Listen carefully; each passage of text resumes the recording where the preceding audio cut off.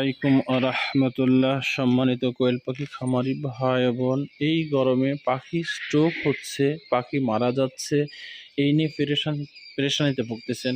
কোন মেডিসিন দিবেন, কোনটা দিলে পাখির শরীর ঠান্ডা, পাখির শরীর স্বাভাবিক থাকবে, এই গরম থেকে স্ট্রোক থেকে কিভাবে রক্ষা পাওয়া যায়, এই বিষয় নিয়ে যারা নতুন খামারি পেরেশানিতে ভুগতেছেন, নানা ধরনের মেডিসিন সেবন করাচ্ছেন, এখান থেকে ওখানে যাচ্ছেন, বিভিন্ন মেডিসিনও সেবন করাচ্ছেন, কিন্তু তারপরেও আপনাদের পাখি মারা যাচ্ছে। 2-1টা 3টা 4টা করে পাখি মারা যাচ্ছে। বিভিন্ন জায়গা থেকে ফোন আসে। আসলে সবচেয়ে বড় কথা যেটা হচ্ছে যে আপনি যতই মেডিসিন দেন, যদি একটি কাজ সহজ উপায় আপনি করেন, তাহলে ওই মেডিসিনের চাইতেও কিন্তু আপনার এই কার্যক্ষমতাগুলো পাখির জন্য ভালো হবে, যেগুলো অনেক খামারিরা বোঝেন না। ভিডিওটি একটু বড় হলেও একেবারে ধারাবাহিকভাবে দেখতে থাকবেন এবং দেখে যাবেন, এবং এই ভিডিওটি অন্যকে দেখার জন্য সহযোগিতা করবেন।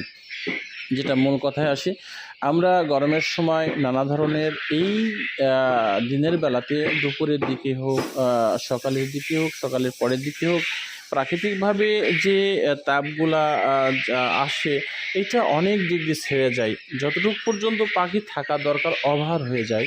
আর একটা পাখির যখন তাপমাত্রা ওভার হয়ে যায়, তো ওই পাখিটা দুর্বল হয়ে যায়। এই তাপের কারণে পাখি প্যারালাইসিস